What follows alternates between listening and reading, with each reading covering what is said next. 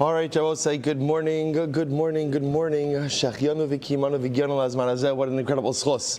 Baruch Hashem, to be able to begin a new Masechta. Every new Masechta brings with it such excitement, such energy. And now, Baruch Hashem, we come to the end of the Bavas, as I heard being discussed in back over here. The end of the Bavas, beginning of the end of the Bavas. And Bava Basra Miras Hashem is going to be incredible. It's going to be wonderful. It's going to be uplifting, spiritual, holy, transcendent in every single way. Begin by Miras Hashem, thanking all of our sponsors. Thank our Talmud Torah sponsors for the month of Sivan. Those families who have gone ahead and dedicated all of the Sherman Joshos this month. We thank Stephen Terry Zinn with gratitude to Hashem as they welcome their fifth grandchild, Gabriel Amichai Zinn, and in loving memory of Steve's mother, Doris Zinn Devora Basra Bistral Yoz Zichron Levracha. Shani and Avram Kelman from Yerushalayim Yer Kodesh commemoration of the yard site of Avram's father, Rafal Yechiel Ben Avram. Zichron Levracha. We thank our week of learning sponsors, Beryl and Rachel Galkin, in the schos of Refuah Shlema to their nephew, Chaim Meir Ben Tzirol Bluma. And I was shocked that no one has taken the opportunity to dedicate the first daf of Bava Basra. I can't believe that no one in the I claimed it. I claimed it already. I claimed it. First daf of Bava Basra as Emir Hashem, dedicated by my wife and I in the schus, Baruch Hashem, of this entire incredible shir, in the schus of Klal Yisrael, for the schus of the return of our hostages, and in the schus of the incredible success of our holy soldiers. May HaKadosh Baruch Hu grant them incredible ziyata d'shmaya and besaros tovos Klal Yisrael. Rabosai, Dafim, Beis, Gimel, Dalid, and Hey are open. Chaperein. Why not? Why not? We're coming anyway. Why not capitalize on the schus of the power of the Talmud Torah for you, for your mishpacha, and for all of Klal Yisrael? All right, I will say with that, let us begin. Today's daf is daf Beis.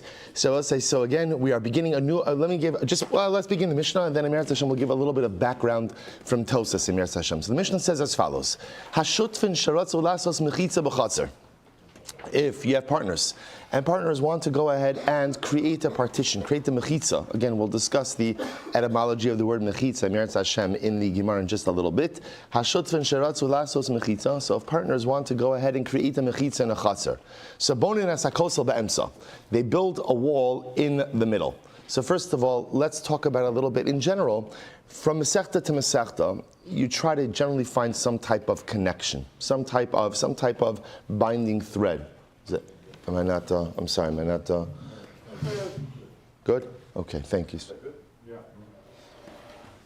So in general, there is some type of connection between one Masechta and another. So I just want to draw your attention to something very interesting. If you take a look at the top Tosas, Hashutfin. So if you take a look again at the end of that Tosas, so if you look last couple lines, it says, Va'omeri, Dahainu Taima Mishum Dekaya Hach Pirka Delael, Habayis Va'aliyah Shel Beis Shenaflu, Cholkim Be'etzim. V'karlu Hasam Gemara Shutfin, V'katani Nami, Beis Gina. So I'll just point out, Tosas says there's a very simple connection. How did Bava Metzia end off? Bava Metzia ended off with neighbor relations or partner relations. Again, in Bava Metzia, we're talking about two people who occupy a two-story house, right? Or again, tiered terracing, like we saw in yesterday's daf. So therefore, Tosas brings down that this Masechta really opens up with the same discussion regarding partners who live side by side, and ultimately, again, what their obligations, responsibilities, or rights are regarding one another. So that's just the continuity of the Masechtas, ultimately again a continuation of the discussion of partnerships. Okay, so now we come to our Mishnah. So take a look at Rashi. Hashutfin sheishlein chatzer b'shutvus ubate shnein psuchin lusocho v'chol chatzeros sheshanu chachamim lifnei habatim hein v'rov tashmishan b'chatzer. So we'll say, so just to give you a little bit of context over here. So remember, the way that a Talmudic chatzah worked was as follows: that you would have multiple homes opening up into a shared courtyard. So just the easiest way to illustrate this is Reuven and Shimon live in the same, right, opposite each other. They share a courtyard. At this point in time, what happens over here? So they decide, and again, we're going to discuss the parameters of all of this, but let's just read the Mishnah, let's just translate it directly right now. Shutfin sheratzu lasos mechitza. So they want to go ahead and make a mechitza. So it sounds like from the Mishnah that both are in agreement that they want to erect a wall, they want to erect a partition. So now that that's the case, the Mishnah tells you how do they do it? They build it be'emtza. Rashi says, what does it mean be'emtza? Zen no sein mechalko chatz. First, I'm sorry. Also, there are notebooks. There are Bava Basra notebooks available over here in the front. Again, as we start a new Masechta, it is so important, if possible, whether you're taking some notes in the margins of your Gemara or you're taking some notes in the notebooks that we provide, it is so kedai. We're going to amass so much information on a daily basis. Again, maybe you're one of those select few who's able to retain everything that we learn. I am not one of those, right? Even though I'm giving this share, I'm still not able to. So Lamaisa, again, if you can walk away from every daf with a nugget, with a nakuda, with an idea, with a halacha, with a machshava, something that is then yours from the daf of Gemara. And again, the notebooks are beautiful. You can see them line up on your bookcase, Amir Hashem, with the name of every Masechta there. It's quite beautiful. So please take advantage of the opportunity. So again, the Mishnah says, you build the wall be'emtza. Says Rashi, what does it mean be'emtza? Zen no sein mechalko chatzi makom oviakos. So what this means is obviously a wall has a width. A wall has a width. So every partner, each partner, or again, we're calling it shutfin, Reuven and Shimon both contribute half of the width of the land necessary for the wall from their own, let me say that better. Each of them contribute half of the necessary area for the wall. Right? So let's say again, for example, the wall spans 4 amas, for argument's sake, a width of 4 amas. Reuven is going to give 2 amas, Shimon is going to give 2 amas. That's the halacha. That's the halacha. Okay, so now let's go weiter. Makom shnagu livnos gvil, so gazis, kfisin, levenin, bonin akol kamina gamadina. So we actually just saw this in yesterday's daf as well, which is really quite amazing. What do you build the wall of? So walls were typically made of different things. So remember, we just literally saw this yesterday. Gvil, unhewn stone. Gazis, hewn stone. Kfisin are half bricks. And levenin are whole bricks. So these are all the different materials in which one would go ahead and build a wall of. So what do you build your wall of? If Reuven and Shimon want to go ahead and erect a partition in their field, what do you build it in? Hakol k'minhag Medina. Everything follows the minhag Medina. Now, this is very important. Rashi says, "Hakol k'minhag Medina. Im minhag livnos bigvil ein chavero yochol lomar eini chafetz ela gazis." So we'll say what this means is neither party has the right to. We're going to talk about the ability to force a division. But the Gemara says over here that halacha l'maisa, neither party has the ability to go ahead and force the other to use a material that's not the commonly used material. So let's say again, normally in this locale, they built a wall out of gazis, out of hewn stone, so neither party could force the other to go ahead and build it out of gvil. Okay, fine, let's go back there. Gvil, so I'll say, so now the Mishnah goes through and tells us the width of different walls. The width of different walls. So gvil, so what happens if you have unhewn stone? Zen nosin gimel tfachim, zen nosin gimel tfachim. So apparently a wall of unhewn stone has a width of 6 tfachim. A width of 6 tfachim. So therefore again, Mishnah we're going to see why the Mishnah feels compelled to illustrate this, even though it's pretty intuitive. But let me say, if you're building a wall of gvil, so therefore that is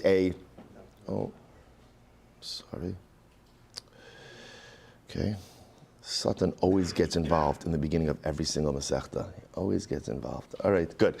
So now what happens? If it's gvil, so then halacha l'maisa, the width of a gvil wall is 6 tfachim, which means again each party is going to contribute 3 tfachim towards that wall. Because this hewn stone, zen nosin tfachim umechza, v'zen nosin tfachim umechza. So if it comes to a wall of hewn stone, so again I will say, remember, hewn stone is thinner than unhewn stone. So therefore, again, whereas a wall of unhewn stones will be 6 tfachim, a wall of hewn stone will be 5 tfachim. So therefore, again, each party contributes 2.5 tfachim each. Next, bikfisin, half bricks, zen nosein tfachim, v'zen nosein tfachim. So apparently, a wall of half bricks is 4 tfachim wide. Therefore, each party will contribute 2 tfachim each.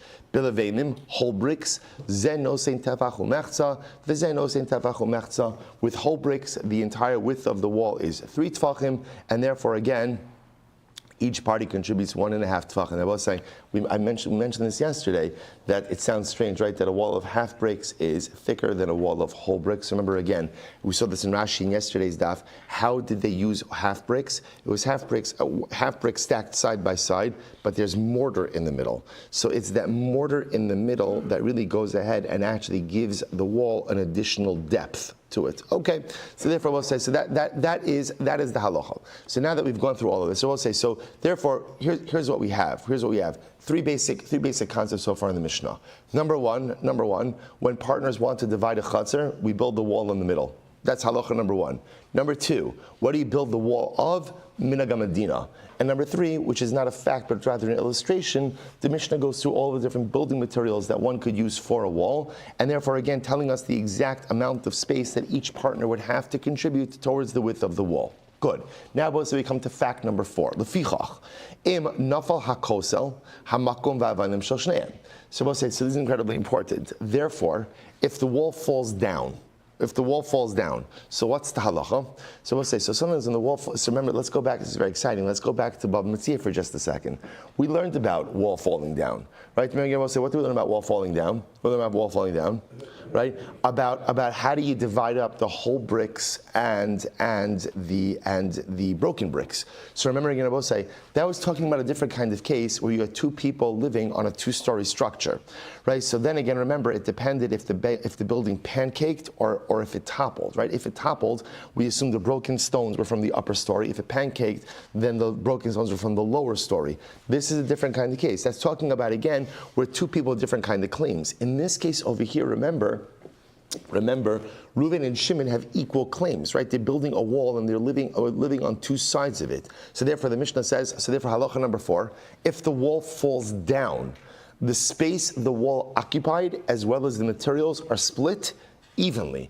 Again, we'll say, you say like this, when the wall falls down, you think like this, maybe there's going to be machlokes. Well, whose property was the wall situated on, right? Or for that matter, again, who contributed the bulk or the majority or the minority of the materials? Well, now that we read the Mishnah, those questions aren't asked. Why aren't those questions asked? Because I recognize that now the wall itself is built in the middle of the two chatzeros, and they share equally in the cost of the wall. So therefore, again, the Mishnah says, if you live in a chatzer with someone and there is a wall there, so I'll say, let me just illustrate this out, right? Reuven and Shimon are living in a chatzer together. They decide they want to divide up the chatzer. So again, they open up Basra, Daf Beis and Aleph, tells them exactly how to put up a partition wall. Fantastic.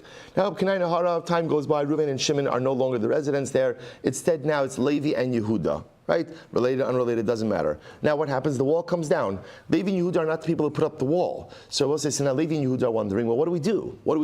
Who owns the area upon which the wall was situated? How do we divide up the materials of the wall? Now the Mishnah says, it's not a suffix, because walls are always built the same way. The way walls in a chutzner always work is, each party contributes 50% of the land on which the wall is situated, and each party contributes 50% of the cost of the wall. So therefore, should the wall fall down, it is clear that the land upon which it's situated is split 50-50, and the materials themselves are split 50-50. That's the way chutzner walls work. Incredible.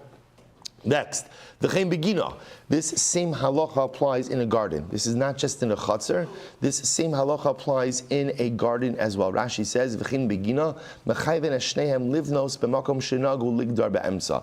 We could obligate both parties to go out and put up the wall in a place where it is customary to put up the wall. Okay. Aval bebika. Now we'll say bika literally means a plain. Rashi points out over here, sadeh halavan, in a grain field. Let's say Reuven and Shimon own 2 grain fields that are side by side. Then what's the halacha bebika? Makom shenagu shelo ligdar in mechayven also. But I will say, but halacha l'maisa. So let's say apparently in a grain field. So again, neither party could force the other to go ahead and put up a wall, a partition. Now I will say, let me just give you a little bit of coming attractions over here. What we're going to see is, what is the function of this wall? What is the function of this wall? So really we're going to see the function of this wall is to allow for an element of privacy within one's property. One only needs privacy in a property in which they may be doing private things. But in a property where private things are not really occurring, right? then halacha l'maisa, neither party could force the other to put up a wall. So you begin to see these distinctions now, right? So for example, in a chutzner is my home. Rabbi, you have to understand something that like a chutzner in Talmudic times was an extension of the domicile. So activities of daily living went ahead and took place in your chutzner. So Rabbi says, so again, I don't mean that a person is walking around like in a non-sanua state, but let's say a person was doing their laundry or doing other stuff in their chutzner, things that I want privacy for. Like I don't need other people around when I'm doing those kind of things. So in a chutzner, so we'll talk about this. So in a chutzner, where a person is performing things that of a more private nature, we could force a wall, a division wall. Again, I'm getting a little bit ahead of ourselves. Just want you to see this distinction between the spaces. That's why, again, a gina, what about a garden? So a garden, you can see, is not the same as a chutzner. That's why the Mishnah said with a gina, if the minhag hamakom is to put up a wall, we'll put up a wall. But it sounds like if the minhag hamakom is not to put up a wall, neither party could force the other, right? Once you come to a grain field, so a pure agricultural space, people really aren't engaging in activities of daily living in their wheat field. So because of that, neither party could force the other to put up a wall. Neither party. Now I will say, because what I want to point out to you is the Mishnah, I don't want to say Mishnah is misleading, but it's interesting because the way, and we're going to see this in the Gemara, the way the Mishnah is phrased is, Hashutfin sharatzu lasos mechitza. So how do you understand that phrase? What's happening over here? Both parties want to. What we're going to talk about is the ability for one party to force the other. Right? Reuven says, right, Shimon, I love you, but tall fences make good neighbors. Right? I want the wall. Shimon says, I don't want the wall. I like the open floor plan over here, right? I don't want the wall. So again, we'll talk about the ability of one partner to force the other to do it. That's only going to apply in a situation where the wall is necessary for privacy, for activities of daily living. So we have the chutzner, under the chutzner, the gina, and once you get to the wheat field already, again, there's no need for privacy in a wheat field. At least so we think right now. So what do you do? So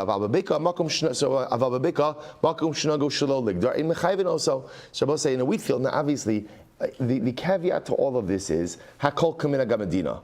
Right? Everything goes by what is common and customary. So obviously, if you live in a place where it's customary to put up walls between wheat fields, then you'll put up walls between wheat fields. But assuming you don't live in such a place, neither party could compel the other. So what do I do? I like Reuven very much, but I want a wall by my wheat field. I'm a privacy guy, right? So I want the wall for my wheat field. So what are my options?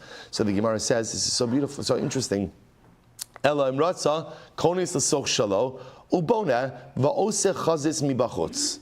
So it says interesting. So obviously, I have the option to build a wall. How do I build a wall? Exclusively and fully on my property. No problem. You could do that. So I'll pull back into my property. And halacha l'maisa, build the wall there. Now, remember, what's the problem now? So the Mishnah says, and what I do is I put some type of sign. Chazis means a sign or symbol on the outside of the wall, meaning the side of the wall that faces my neighbor. What does that sign show? This wall was built by Silber. Now, why is that important? Because one day, should that wall fall down, right, I want it to be clear that A, the land upon which it's built, and B, the materials that are used are exclusively mine, right? As opposed to the first part of the Mishnah, when you have a wall in a chutzner, if it falls down, everyone knows space is equally divided, materials equally divided. Here, this is my wall, and it's on my property. So I don't want to lose the property, I don't want to lose the material. So therefore, again, put some type of symbol on the outside of the wall. Oseh chazis mibachutz. Fine. Lefichach, therefore, in nafal hakosel, if the wall falls down, hamakom va'avanim shelo, both the wall, it says shemakom, the area upon which the wall is situated, and the avanim and the stones belong to me. Okay, incredible. Im asumidas shnehem. So we'll say, so now what happens if Reuven and Shimon Reuven and I share adjoining wheat fields, and we agree to put up a wall? So we agreed to put up a wall. So now again, there's no minhag medina like that, but we agreed to put up a wall. Then what's the halacha? So the Rabbi says like this. So in that case, again, we revert back to the beginning of the Mishnah. So meaning again, Reuven will contribute half of the space. I'll contribute half of the space. Va'osin chazis mikan umikan. and we go ahead and we each make a symbol on the other side of the wall. So I'll make a symbol on the side of the wall facing Reuven's property. Reuven will make a symbol on the side of the wall facing my property. And therefore, again, that reminds us, Im nafal hakosel hamakom va'avanim shel shnehem. Ultimately, again, therefore, if the wall falls down, both the area upon which the wall is situated and the materials belong to both of us. Most of the Gemara is going to ask the obvious question is, so just put nothing. In other words, I have to put a symbol on both sides. Just put nothing on that wall. And again, if there's nothing on the wall, we go back to the beginning of the Mishnah, where we could assume that what? When there's no simon, we assume that the area is divided equally and the materials are divided equally as well. Incredible. He'll say, Mazel Tov, Mazel Tov, we have completed our first Mishnah of Maseches Bava Basra. Absolutely incredible. So I have to share with you just an incredible, magnificent, and beautiful insight based on Lubavitcher Rebbe and Likutei Sichos. So the Rebbe says like this, it's such a beautiful idea that we'll build upon. The Rebbe says, Hashutfin sheratzu la'asos mechitza. So the Rebbe says like this, who are the shutfin? Who are the partners in life? So I read in Kriyas Shema, V'yahavtas Hashem Elokecha b'chol levavcha. Love Hashem with all of your heart. All of your heart. And Rashi quotes the Gemara that says, what does it mean? B'chol levavcha? B'shnei yitzrecha. With your two yitzers, with your two inclinations. With your yetzer hara and your yetzer hatov. That is an interesting idea. We spoke about this many times. In Yiddishkeit, one of the most beautiful ideas is, I recognize that my goal is not to eradicate the yetzer hara, the negativity within me. We saw this in Reb Tzadok in our good old days. We have to get back to Tzidkas HaTzadik, but we saw this in Reb Tzadok many moons ago, where the whole idea is channeling. When I do things wrong, when I commit averos, what that represents is I have energy. I have energy inside of me. And now the problem is my energy is getting misdirected into all the wrong places. So what's my avoda? My avoda is to see Rabbi say, you ever see this? Say it's an incredible thing that sometimes a person can be so tired and so sluggish, and yet, in that same day, I do an avera, and I do it with like such zrizos. Right? There's such energy, or sometimes after or during the Avera, I feel so awake, right? And I feel so alive, and I feel it's so interesting. And then Avera's over, and I'm schlepping again, right? So what's the incredible part about that Avera? What does that show me? That shows that I have energy. Okay, right now I'm putting it in the wrong place, but if I could just direct it a little bit differently, there's no telling what I could accomplish. So therefore the Rebbe says, that's what it means. V'yahavtas Hashem Elokecha b'chol levavcha. Love HaKadosh Baruch Hu with all of your heart. All of your heart means with your yetzer hatov and your yetzer hara. That at the end of the day, a person has to figure out a way. You're never going to eradicate your yetzer hara. It's not going to happen. But I could channel all of that energy that I use for sin. I could say, okay, I did this avera, I did this avera, I did this, which means I have all this energy, all this capacity. How do I channel it towards something different? So the Rebbe says something so beautiful. Hashutfin. Who are the partners in a person? Who are the partners in a person? The Yetzer HaTov v'Yetzer Hara. Those are the shutfin. Those are the partners in my life, right? Those are the partners, right? And they're both active partners. The Yetzer HaTov and Yetzer Hara are the partners in me. So what happens? The shutfin understand that sharatzu la'asos mechitza. The only way to exist in life is to create some type of partition. I am not going to eradicate the Yetzer Hara. That's it. I'm not going to eradicate it. So instead, what do I need to do? I need to go ahead and I need to create boundaries for myself. I need to identify the fact that I need to make a mechitza. I need to create gidorim in my life. If I don't create protective boundaries for myself, then unfortunately, there is no telling what I want to do. You see this all the time, that people allow themselves to be put in situations, and then something happens. I'm like, oh, I can't believe that happened. I can't believe I did that. I can't believe I acted like this. Really? You can't believe it? You can't believe it? What did you think was going to happen when you went to that place? What did you think was going to happen when you watched that thing? What did you think was going to happen when you kept company with those? What did you think was going to occur? So therefore, says the Rebbe so beautifully, there are shutfin, there are partners inside of me, and the only way for me to not get derailed and for the Yetzer Hara to become the dominant partner in my life is ratzu lasos mechitza. Is if I create boundaries, so also says the Rebbe, that is the Musar Haskell. Create boundaries in your life. Because without a mechitza, ultimately, again, the Yetzer Hara is going to derail things.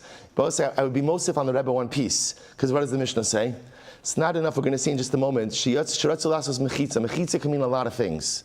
It's not enough in life to build a mechitza. Rather, what do you need? What's the next line of the Mishnah? Bonenes hakosel. You have to create a wall. See, Rabbi say, in life, a person has to create boundaries. And sometimes you have to draw your line in the sand and you have to say, this is something I'm not doing. Boundaries are only meaningful if they are immovable.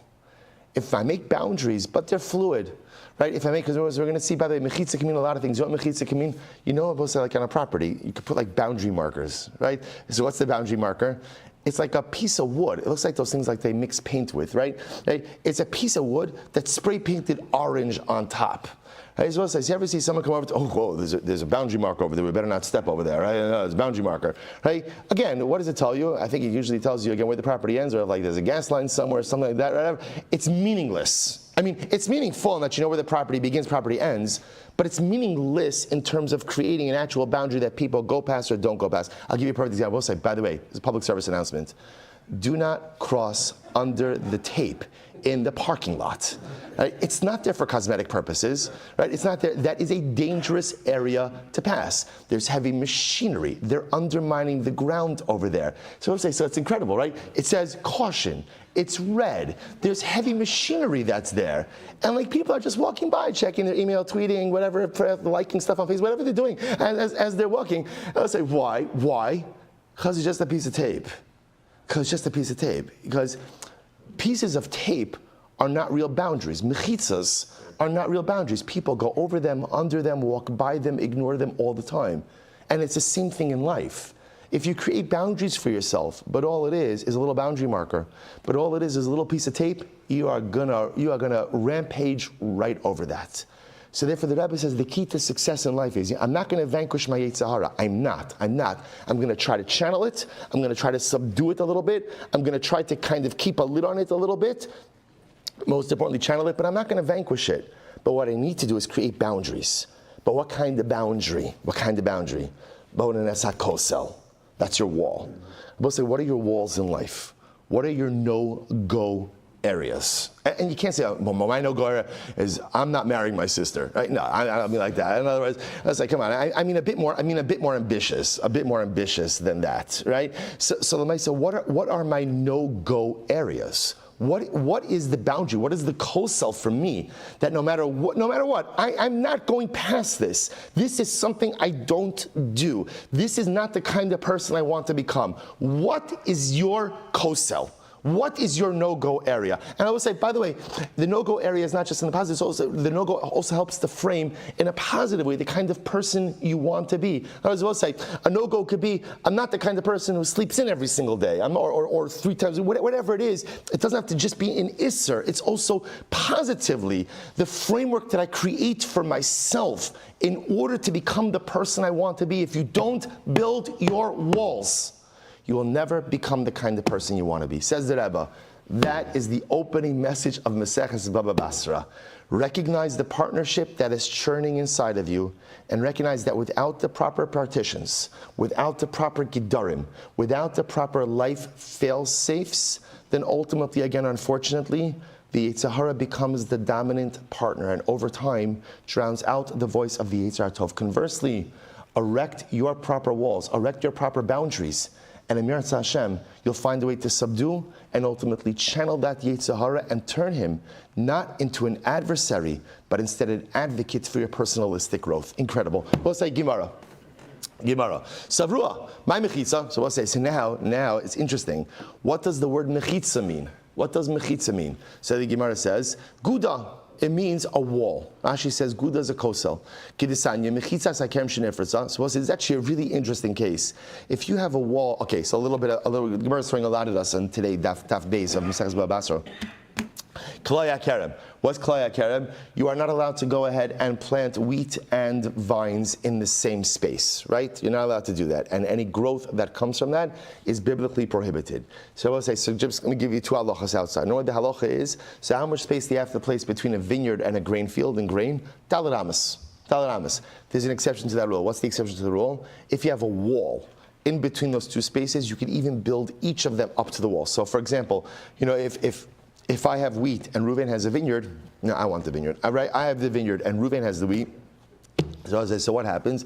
So again, if I build a wall, there is a wall, I could put my vines right up to the wall, and Reuven could bring his grain right up to the wall. Okay, so that's the halacha. Now, we're picking up over here, mechitza sekem shenifritza. So what happens if there's a wall between Reuven and I, and it breaches? So what's the halacha? Omer lo gidar. We say to me. Nabo says, interesting. Rashi says over here, Omer lo. Rashi says, lebala kerem gidor ata shalo ye'esru gifanecha es tvuas asad mishum kilayim lefisha samak palasad ezra so samoch legeder. Nabo says, it's very interesting. So whose responsibility is it to repair a breach in the wall?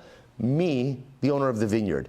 Now it's interesting, even though this might be a shared wall, it's my responsibility. Now why is it my responsibility? So it's interesting because since vines grow out, it just sounds like what's happening over here is that since vines grow out, if there's going to be klaya kerem, it's going to be because of me, not because of the wheat guy, not because of Reuven.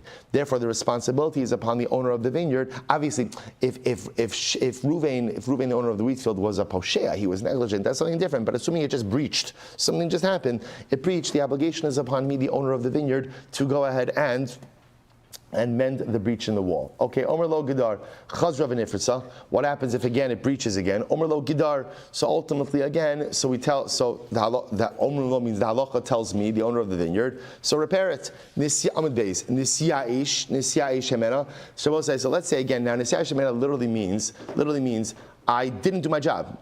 Not that literally I had yeyosh, but like it looks that I had yeyosh. In other words, I've abdicated my responsibility and I have not gone ahead and repaired the wall. Then what's the halacha? V'lo gadra harei ze kiddush. Ultimately, again, now it is us because of kilayim. Now, Rashi points out over here, so in other words, the moment I am derelict in my responsibility to go ahead and repair the wall, not that literally it becomes klaya, caring forbidden mixture in that moment, but the moment there is additional growth. Rashi says over here, Iftap Rashi, Kidesh esatvua im hosif masayim lishna dekra naket pen tikta shamaleya. So ultimately, again, once there's more growth with a breached wall, then the resulting produce becomes prohibited. Okay, so we'll say, v'chai b'achrayas. And therefore, again, I, the owner of the vineyard, am responsible for any damages or loss that have occurred to the owner of the wheat field. So why are we bringing this down? Very simple. Remember again, the Mishnah used the lashon of mechitza, right? Hashutfin sharatzu lasos mechitza. The Gemara says, by the way, what's a mechitza? What's a mechitza? Answer number one, guda, a wall. Where do you get that from? We'll say ultimately again from this brisa. From this brisa, mechitzas hakerem shenifritza. So what's a mechitza? A wall. That's the whole reason this is brought up. This is the whole reason it's a wall. By the way, it's also interesting to note that if you look at the lashon of the brisa over here, the brisa says, if I give up, if I essentially abdicate my responsibility of going ahead and of fixing the breach in the wall, then ultimately again the produce is kilayim, forbidden mixtures. Now the truth is that's not totally true. The produce is really only kilayim when? It's only kilayim when there's actually new growth. And I will say, but you see from here tremendous Musar Haskell as well.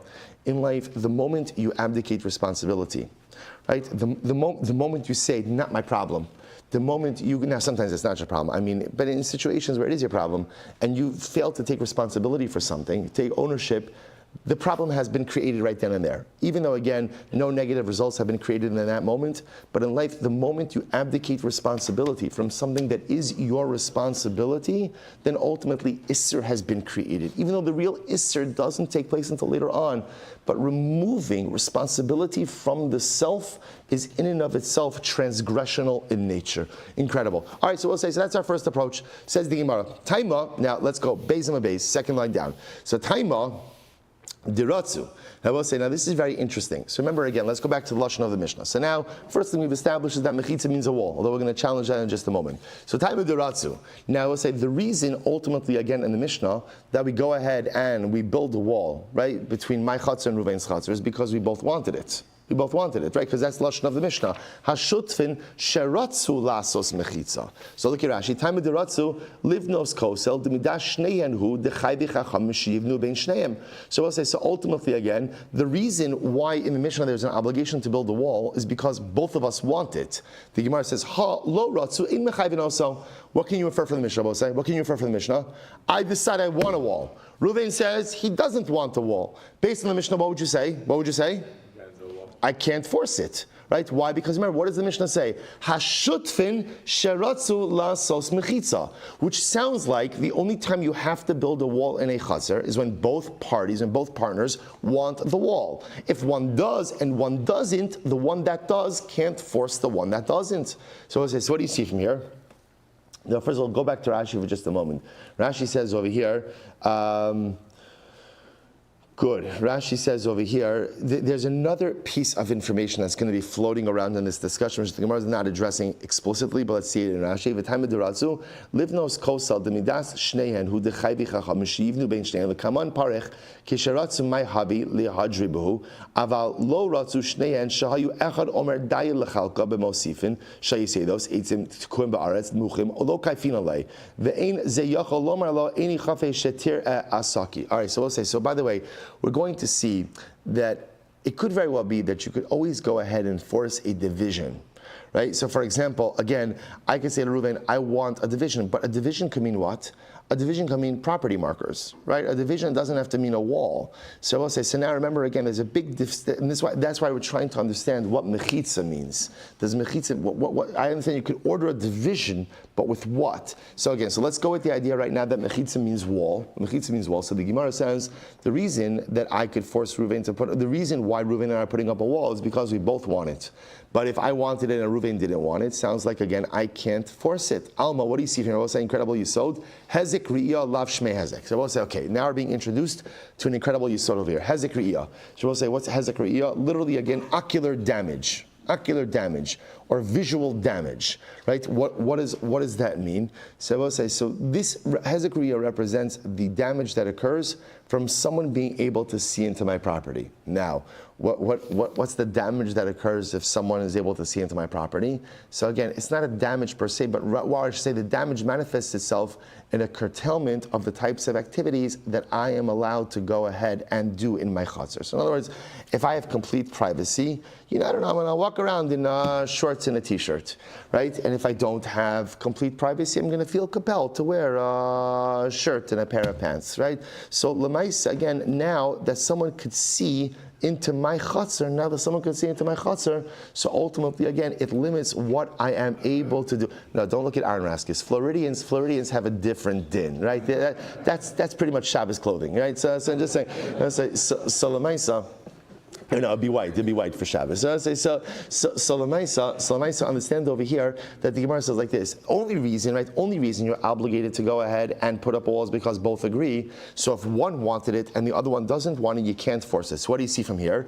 That visual damage, right? What we call hezek riyah, the ability to see into someone's property and thereby prevent them from engaging in certain more discrete matters in their chutzner, is not called damage. We'll say, now where do you get that from? Because if it was damage, then what?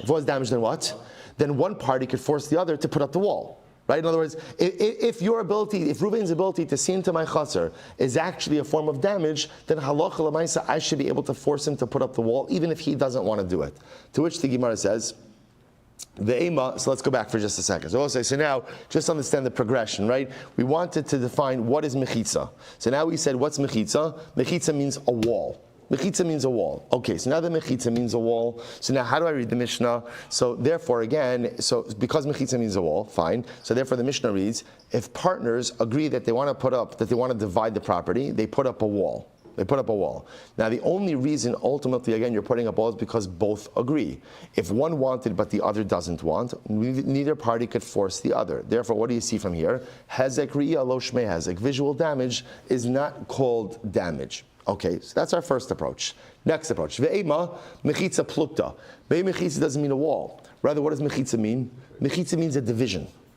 Right? Lachtzos means a division. So we'll say, so therefore, by the way, before we even go on, the way to read the Mishnah is, Hashutun sherasu lasos mechitza. If partners want to divide up their chutzner, they want to divide it up, bonin es hakosel. How do we divide up a chutzner? How do we divide up a chutzner? With a wall. So, but mechitza itself doesn't mean a wall. Mechitza means a division. So the Gemara says, ve'ema mechitza plukta kidichsiv, vatihi. We'll say the Gemara Vatihi Mechzas Ha'eda Minatzon. So we'll say here a statement after the war with Midyan. After the war with Midyan, and they divided up all the spoils of war. So it says Vatihi Mechzas. Mechzas means division. Division. So you see, mechitza means to divide. So the Gemara says, "Ve'ema mechitza plukti k'diksivati mechza sa'ida." So we'll say, so now watch this. Therefore, the way to read the Mishnah is like this: Hashutfin sheratzu lasos mechitza. If shutfin want to go ahead and create a divide up their property, bonin es hakosel. Ultimately, again, you go ahead and build the wall, bal karcho. And we'll say this could be triggered even against ultimately again the wishes of one of the parties. So we'll say, so again, the way the Gemara is reading is like this: if one of the partners wants to go ahead and divide up his property, then what's the halacha? Bonin es hakosel. We force the other to build a wall. In other words, we force the other to participate in the building of a wall. Now, if you could force someone to participate in the building of a wall, what does that show you? What does that show you? Alma hezek ri'iyah shmei hezek. So we'll say, what do you see from here? Visual damage is considered to be damage. Considered to be damage, the ability to see into someone's property and therefore prevent them or preclude them from engaging in certain more private matters in their own personal property is in and of itself considered to be a damaging force. Incredible, incredible. So let's take a look at Rashi. Rashi says, "Plukta chalukas chatzar shehushvu daitam lecholka ukigon shelo haya b'ches amos kedei lezeh ukedei lezeh she'ein ha'echa yachol lakov es she'ein lakov es chavero lecholka." So we'll say, so Rashi's pointing out over here something very interesting, which is something fascinating. That again, let me tell you this outside, and then we're going to see it inside in just a little bit. We're going to see a distinction between a chatzar. In order for either party to order a division, whether that's a division with a wall or division with property markers, the chatzar itself has to be at least 8 amos, right? Which gives each party dalet amos, which is considered to be the bare minimum of what's considered to be a halachic chatzar. If Reuven and Shimon share an area that is less than 8 amos, neither could order a chalukah. And again, we'll see this explicitly in just a little bit. So I'm sorry, look at that Rashi once more. Plukta. Rashi says over here, Chalukas chaser, shehoshvu daitam lecholko, kagon shelo haya b'ches amos, kedei lazeh, kedei lazeh. So Rashi is just setting up this case. It could very well be talking about a situation where halacha l'maisa. Actually, let's leave this for a second. Let's go back to the Gemara. Alma hezek re'iyah shmei hezek. So therefore, we'll say, here's what we're doing. According to the first approach, where ultimately again mechitza means a wall. So therefore, again, the way we're reading the Mishnah is only if both parties want the wall can you build the wall. The fact that you need the consent of both parties tells you that what? Hezek ri'iyah lo shmei hezek. Right? Visual damage is not called damage. According to the second approach, what does mechitza mean? Mechitza just means a division. Now, I was saying that b'pashtos, either party always has the ability to order a division. This is what I want to highlight over here. I was saying, when you're a partner with someone, when you live side by side with someone, you have a shared chatzar, you always have a right to order a division of the land. Right? You always have the ability to do that, assuming that there's at least 8 amos of space. Everybody walks away with at least 1,000 amos. You always have that ability. So therefore, we'll say, again, what it's saying is either party has the ability to go ahead and order the division of the land, right? But halacha l'maisa, because of that, once either party goes ahead and orders the division, they're both compelled to what? To build the wall. Now the fact that they're both compelled to build the wall, what does that show you? Alma hezek ri'iyah shmei hezek. Therefore, visual damage is considered to be damage. So both say, so there are two things happening over here. Number one, a machlokes as to what is the definition of mechitza. That's number one. And then along with that is hezek ri'iyah hezek or not hezek, right? Is visual damage, is that considered to be damage or not? And interestingly enough, the answer to that seems to really hinge on how you define mechitza, which is really quite interesting. But if that's the case, I will say, if that's the case, then why does them, if mechitza means division, and mechitza doesn't mean wall, so then there's a better way to phrase the Mishnah. It should say, hashutfin sheratzu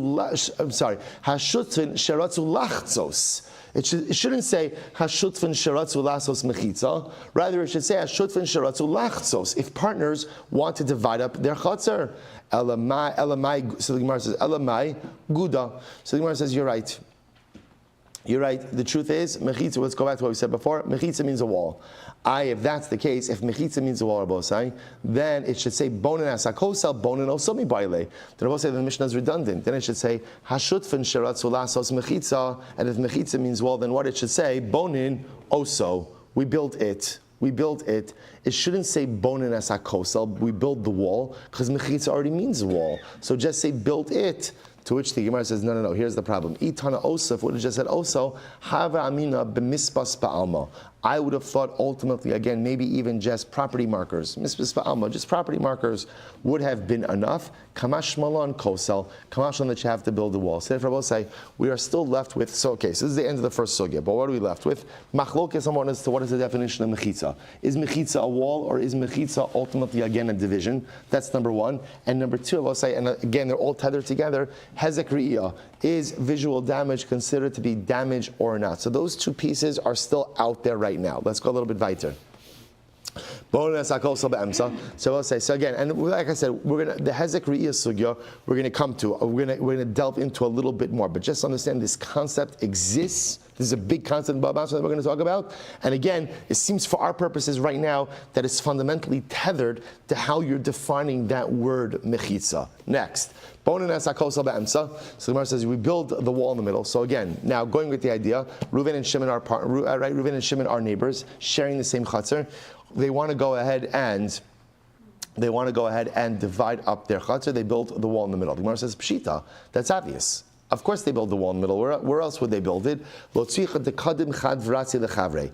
very interesting. Let's say Reuven is really the one who wanted the wall. Reuven is the one who wanted the wall. Shimon didn't really want it, right? But Reuven convinced Shimon to build the wall. So now what happens? They're about to build it, and they're building it on shared property. What would you have thought? Shimon could say, so maybe Shimon could say, look, Reuven, when I agreed to build the wall, what I agreed to is, I agree to lose my view of your chutzner. That's what I agree to. I'm not agreeing to giving up any land of mine to build this wall. Kamashlan, the Mishnah says that when partners agree to build a wall, it is understood that the nature of building a wall in a shared chutzner is that what?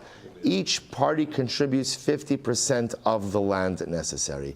So both say, let's go back now. Let's go back to this. Both say, is it even possible to entertain the possibility that visual damage is not damage? That the ability to see into one's property, someone else's property, is not damage? The Gemara says, listen to this. What did we learn in the Mishnah? Tashma v'chin begina. So remember again, the Mishnah mentioned that this concept of a wall is applicable ultimately again in a gina, in a garden. Now I will say, now the truth is, why else would one need a wall in the garden? Because it could be that a garden also is a place where a person does some more private activities, and therefore halacha l'maaseh again, you could force the putting up of a wall. Where it's the minhag hamakom. The Gemara says, Gina, sheni kid Rabbi Abba. A Gina is different. Rabbi say, why? Amar Rabbi Abba, Amar Rav Huna, Amar Rav. Asra li adam la'amod b'sad chavero, b'shashi omedes b'kamasel. So we'll say, this is an incredible Gemara. The halacha is, we'll say, you are not allowed to stand in someone else's field, in a field of standing crop that belongs to someone else. Right? You can't stand in a field of standing crop that belongs to someone else. Or you can't stand in a field that belongs to someone else when it has standing crop. Right? What's the problem over here? What's the problem? So ayin hara. Right? Rashi says over here, Asli Adam la sheyamod shelo yazikenu ba'ayin hara. So we'll say the idea over here is ayin hara. Now we'll say, we saw that ayin hara many times. What's the idea of ayin hara? That when I have something that someone else does not have, if what I possess causes pain to someone else, then HaKadosh Baruch Hu says, if my bracha, chas v'shalom, causes pain to another yid, HaKadosh Baruch Hu takes it back. So we'll say, so this is fascinating. So therefore the halacha is, you shouldn't stand in someone else's field when they're standing crop, because what's going to happen? What's human nature? To get jealous of what other people have. It's normal. Let's remember again, the Torah never prohibits something that's not normal. So if the 10th of the 10 commandments is do not covet, do not be jealous, don't want what something someone else has, that means that it's normal to be jealous of people. So therefore both the Gemara is suggesting over here that halacha l'maisa, halacha l'maisa, that the reason why you would put up a wall by a gina, by a garden, has nothing to do with hezek riyah, has nothing to do with visual damage. Why do you put up a wall by a gina? I don't want other people seeing into my property. Why not? Specifically, again, my produce. Why? I don't want ayin hara. I don't want ayin hara, which I will say, by the way, is also such an incredible idea about, again, even if a person is blessed with incredible gashmios, with incredible material bracha, how careful a person has to be about how they broadcast that bracha, right? So the idea over here is, Baruch Hashem, I have a successful crop. I'm going to put up a wall by my field. I don't need people seeing everything that I have. It's just not necessary. But again, I'm about saying nothing to do with hezek re'iyah. The Gemara says v'ha v'chein katani, but it says by gina v'chein. V'chein means that it sounds like the halacha by gina is the same halacha that we saw by the chatzar, and just like by chatzar is by hezek re'iyah, so too over here is about hezek re'iyah as well. To which the Gemara says no, agvil v'gazis. That's talking about, again, when it says v'chein, it was talking about the building materials. That when you put up a wall by the gina, what is the wall made of? The wall is made of whatever people commonly build walls out of in this particular locale. Okay, good. Let's go back. So we'll say, so tashma. So we'll say, so again, we're struggling with this idea. Is hezek re'iyah hezek or not? So tashma. Kosel chatzar shenafal mechayvin also livnos ad dal rama. So we'll say, so now another halacha. We are going to see this in just a couple of days from now. So we'll say, let's say again, partners have a wall. Right? Reuven and Shimon are neighbors in a chatzar. They have a wall. The wall falls down. What's the halacha? We obligate them to rebuild the wall up to Dalet Amos. Up to Dalet Amos. So we'll say, so what do you see from there? The fact that we obligate, so now let's say Reuven and Shimon say, it's okay. It's fine. It doesn't matter. We don't have to rebuild it. The halacha says, no, you have to rebuild it. So we'll say, what do you see from here? You see from there halacha l'maisa hezek re'iyah is hezek. Visual damage is damage. Because if visual damage wasn't damage, then what? Leave the wall alone. To which the Gemara says, no. Nafal shiny. It's different because one can make the argument, once you had the wall there already, right? That means partners at some point in time wanted the wall. So once already the wall was there, one can make the argument, once the wall is there, there's an obligation to put it back up, even if it falls down. Vitikari la makarla. So what was the halamin of asking the question to begin with? Seifa tzrichale. So we'll say, because the truth is, the focus is really in the second part of the brayso. What does the second part of the brayso say? Listen to this. So midalit amos ulamala in mechayvin also. So we'll say, it could very well be that the chiddush is in the second part. Let's say we'll say the wall was 8 amos. The wall was 8 amos. So Reuven and Shimon had a wall that was 8 amos. The wall fell down. So now we'll say, now the halacha demands that they rebuild the wall, but they are not obligated to rebuild the entire height of the wall. Instead, what are they obligated to do?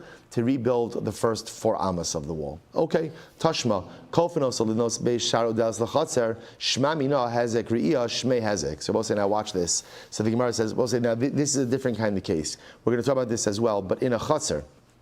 So let's say again, you have multiple people who live in a courtyard, multiple homes.